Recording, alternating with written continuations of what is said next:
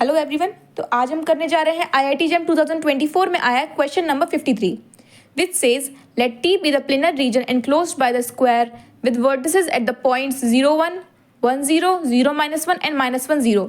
सो ये जो है इस रीजन की बात कर रहे हैं, इस स्क्वायर की बात कर रहे हैं। और हमसे क्या पूछा है इन्होंने, then find the value of this double integral. तो हमें इसकी वैल्यू निकालनी है, तो हम क्या कर सकते हैं, यहाँ पे चेंज ऑफ वेरिएबल की हेल्प ले सकते हैं। उसमें हम क्या करेंगे, यहाँ पे u को हम क्या ले लेते हैं, यहाँ पे pi into X minus Y, और v को ले लेते हैं यहाँ पे pi into X plus Y. और ये हम इसलिए कर रहे हैं ताकि यहाँ पे जो है इसका जो एंगल है पूरा का पूरा सिंगल वैल्यू हो सके। अब इससे हमें क्या मिलेगा, यहाँ पे इसके लिए हमें पहले क्या करना पड़ेगा, यहाँ पे इसका जैकोबियन निकालना पड़ेगा, क्योंकि ट्रांसफॉर्मेशन ऑफ वेरिएबल एक तरीके से कर रहे हैं हम, या फिर चेंज ऑफ वेरिएबल कर रहे हैं, तो उसके लिए हमें जैकोबियन की हेल्प लगती है। तो इसकी वैल्यू क्या आ जाएगी, यहाँ पे जब हम u का x के रिस्पेक्ट में डिफरेंशियल करेंगे तो पाई आ जाएगा, नेगेटिव पाई u का y के रिस्पेक्ट में, और v का x के रिस्पेक्ट में क्या हो जाएगा पाई, और v का y के रिस्पेक्ट में क्या हो जाएगा यहाँ पे ये भी पाई। तो इसकी वैल्यू में क्या मिल जाएगी, यहाँ पे pi square plus pi square which is equal to 2 pi square. अब हमें यहाँ पे जो ट्रांसफॉर्मेशन होगा उसके बाद रीजन कैसा बनेगा वो भी देखना पड़ेगा। तो उसके लिए पहले हमें इसकी बाउंड्रीज देखनी पड़ेंगी। अब इसकी ये जो बाउंड्री है, इसकी इक्वेशन क्या होगी, x plus y is equal to 1। अब ये मैंने ऐसे लिखी कि हमने इंटरसेप्ट फॉर्म, जो लाइन की इंटरसेप्ट फॉर्म है उसकी हेल्प से करा है, which is x by a plus y by b is equal to 1, जहाँ पे a और b जो है इंटरसेप्ट हैं x और y के। तो इसकी इक्वेशन क्या हो जाएगी, ऐसे ही इसकी इक्वेशन यहाँ पे हो जाएगी x minus y is equal to 1, और इसकी इक्वेशन हो जाएगी negative x plus y is equal to 1। इसकी इक्वेशन क्या हो जाएगी, negative x plus y is equal to 1। अब हमें चारों मिल गई। अब हमें ट्रांसफॉर्म्ड रीजन देखना है, तो हम देख लेते हैं यहाँ पे। बेसिकली हमारे ट्रांसफॉर्मेशन क्या थे, ये थे। तो अब अगर हम यहाँ पे x प्लस वाई की वैल्यू 1 पुट करते हैं, तो x प्लस वाई की वैल्यू 1 पुट करने पे v इक्वल्स टू पाई मिल रहा है हमें। अगर मेरा ये u एक्सिस है और ये v एक्सिस है, तो v इक्वल्स टू पाई, ये वैल्यू हो जाएगी कुछ ऐसी। और दूसरी हमें गिवन है negative x plus y equals to 1, तो नेगेटिव एक्स प्लस वाई करेंगे अगर हम, तो v की वैल्यू नेगेटिव पाई हो जाएगी। मतलब ये ऐसे ही हमें क्या गिवन है, x minus y equals to 1, मतलब x माइनस वाई 1 करेंगे तो u की वैल्यू कितनी आ जाएगी हमारी, पाई। और ऐसे ही जब हमने negative x plus y equals to 1 रखा, तो u की वैल्यू नेगेटिव पाई आ जाएगी। तो ये हमारा जो ट्रांसफॉर्मेशन के बाद हमें क्या मिला, एक दूसरा स्क्वायर मिल गया यहाँ पे बेसिकली हमें, है ना। अब हमें इंटीग्रल क्या हुआ, इंटीग्रल हमारा कुछ ऐसा था, function of x y d x d y. अब जब हमने इसका ट्रांसफॉर्मेशन कर दिया है, तो हमें क्या मिलेगा, अगर इसको मैं t1 से रिप्रेजेंट करूं और इसको t से ही रिप्रेजेंट करती रहूं, तो ये क्या हो जाएगा, t1 पे function of u v del of x comma y with respect to u v d u d v. तो इसीलिए हमने यहाँ पे जैकोबियन निकाला था, ये वैल्यू हम यहाँ पुट करेंगे। और उसके लिए हम पहले यहाँ पे एक चीज़ देख लेते हैं कि ये जो रीजन है ये u के रिस्पेक्ट में और v के रिस्पेक्ट में, दोनों एक्सिस के रिस्पेक्ट में सिमेट्रिकल है। तो इससे हमें क्या पता चलता है कि हम अगर डायरेक्ट ये करना चाहें कि सिर्फ फर्स्ट क्वाड्रेंट में सॉल्व करना चाहें, तो वो भी सॉल्व कर सकते हैं हम, फिर 4 टाइम्स कर देंगे तब भी आंसर आ जाएगा। बट अगर आप कोई रिस्क नहीं लेना चाहते हैं, तो हम एज इट इज़ भी कर सकते हैं। उसमें देखते हैं हम कैसे करना पड़ेगा। I is equal to double integral function of u v क्या हो जाएगा यहाँ पे, cos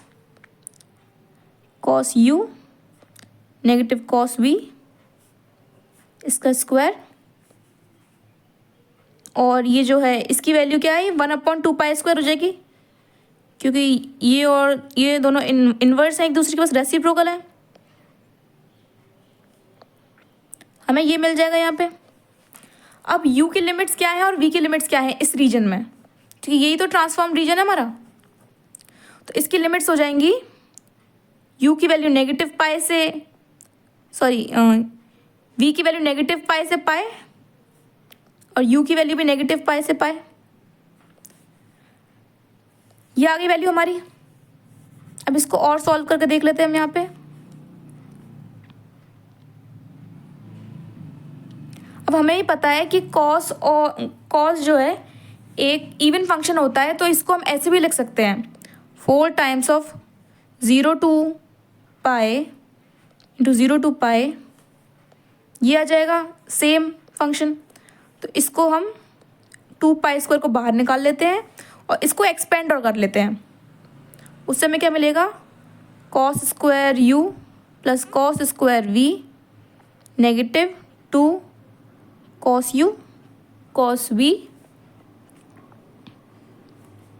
D u d v, ये मिल गया हमें। बेसिकली ये तो मिल गया। अब हमारा इंटीग्रल हम सॉल्व करने की कोशिश करते हैं यहाँ पे। ये जो है क्या आ जाएगा यहाँ पे 2/पाई स्क्वायर। अब अंदर देखते हैं यहाँ पे हम, तो इसका जो है हम पहले integral with respect to v कर लेते हैं और u का तो हम करते रहेंगे, ऐसे इन दोनों में कर लेते हैं ना। Integral 0 to pi cos square u d u, और दूसरे के रिस्पेक्ट में ऑलरेडी पाई आ जाएगा, plus integral 0 to pi pi already cos square v d v. अब negative 2 times of integration 0 to pi integration 0 to pi एक cos u का, और यहाँ पे एक कर देते हैं कॉस v का, क्योंकि दोनों का ऐसा हो सकता है, कर सकते क्योंकि दोनों इंडिपेंडेंट है। तो डी यू डी वी दोनों इंडिपेंडेंट है, तो हम इजीली ऐसे कर सकते हैं यहाँ पे, है ना। अब नेक्स्ट देखते हैं यहाँ पे हमारा क्या आ जाएगा 2/पाई स्क्वायर पाई टाइम्स। अब इसका अगर मैं करना चाहूँ तो ये जो है पाई माइनस एक्स पे सेम वैल्यू दे देगा, तो इसीलिए मैं इसे ऐसे ले सकती हूँ pi into 2 integral 0 to pi cos square u d u plus 2 pi integral 0 to pi cos square v d v. अब ये तो दोनों इंटीग्रल का ऐसे ही सेम होगा। अब नेक्स्ट वाली का अगर हम देखते हैं तो इसमें पाई माइनस एक्स मैंने जैसे ही इसमें करा, तो ये जो है एक ऑड फंक्शन की तरह वर्क करेगा, तो ये इंटीग्रल को 0 कर देगा, और ऐसे ही सेम ये भी करेगा, ये भी ऑड की तरह वर्क करेगा और ये भी इंटीग्रल को 0 ही कर देगा। तो इससे क्या करना है हमें यहाँ पे कि ये जो इंटीग्रल है पूरा 0 हो जाएगा, तो हम पे बचेगा सिर्फ यही, और इसको हम यहाँ पे 2 पाई बाहर भी ला सकते हैं यहाँ पे, तो क्या हो जाएगा 4, क्योंकि 2 बाहर आ गया, और पाई से एक पाई कैंसिल हो जाएगा, और अब अंदर हम पे क्या बचता है, ये 0 to पाई/2 पे कॉस स्क्वायर का इंटीग्रल करना है यहाँ पे, है ना। तो इसकी वैल्यू क्या जाती है, अगर बीटा फंक्शन आप जानते हैं, सॉरी अगर वालिस फॉर्मूला आप जानते हैं तो उससे आप ये कर सकते हैं, या फिर बीटा फंक्शन की हेल्प से भी कर सकते हैं, बीटा गामा फंक्शन की हेल्प से। तो इसका सॉल्यूशन क्या हो जाएगा 1/2 इंटू पाई/2 प्लस 1/2 इंटू पाई/2, यह आ जाएगा हमारा इसका। और इसका अगर हम सोल्यूशन देखेंगे तो क्या आ जाएगा, half of pi plus half of pi is pi, pi into pi is equal to pi से pi cancel is equal to 2, which is our answer. तो यहाँ पे हमारा आंसर क्या आ जाएगा 2। हेलो एवरीवन, तो आज हम करने जा रहे हैं IIT JAM 2024 में आया question number 43। Here the question says for alpha positive let y alpha x be the solution to the differential equation this, satisfying the initial conditions these, then the smallest value of alpha for which y has no critical point in real numbers equals।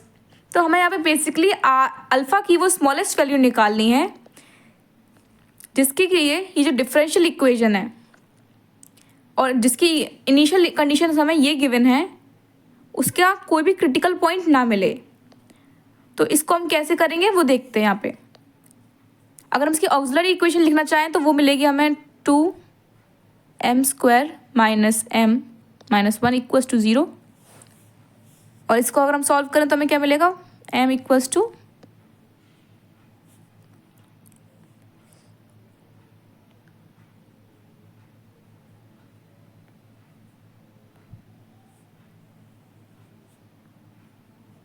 ये मिल जाएगा हमें m की values. इसको अगर हम और solve करें तो हमें क्या मिलेगा 1 + -3/4 विच इज़ इक्वल टू 1, -1/2। अब ये हमें 2 रूट्स मिल गए, तो इसकी हेल्प से अगर हम इसका सोल्यूशन लिखना चाहें तो वो क्या आएगा, y is equal to c1 e⁻x plus c2 e⁻−x/2। ये हमें मिल गया। अब क्योंकि इस डिफरेंशियल इक्वेशन की कुछ इनिशियल कंडीशन हमें गिवन है, तो उसको हम रख के y अल्फ़ा x की वैल्यू निकालते हैं पहले।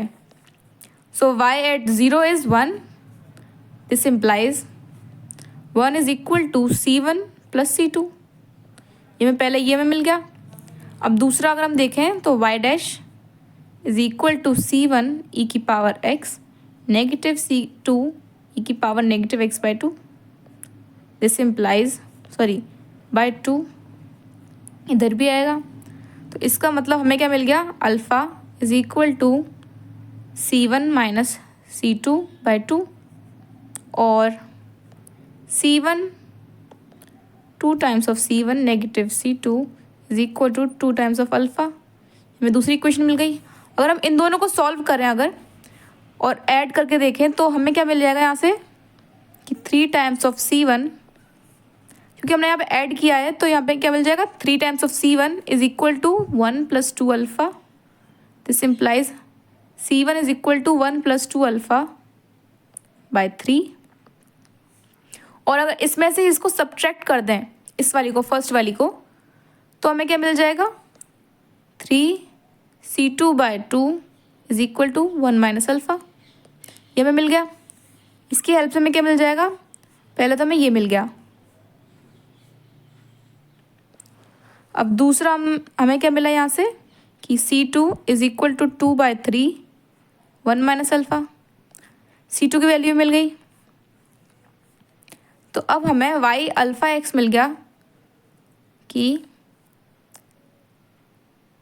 अब y अल्फ़ा x तो मिल गया। अब हमें y डैश अल्फ़ा जो x है ना, वो हम डायरेक्टली लेके चल रहे हैं यहाँ पे।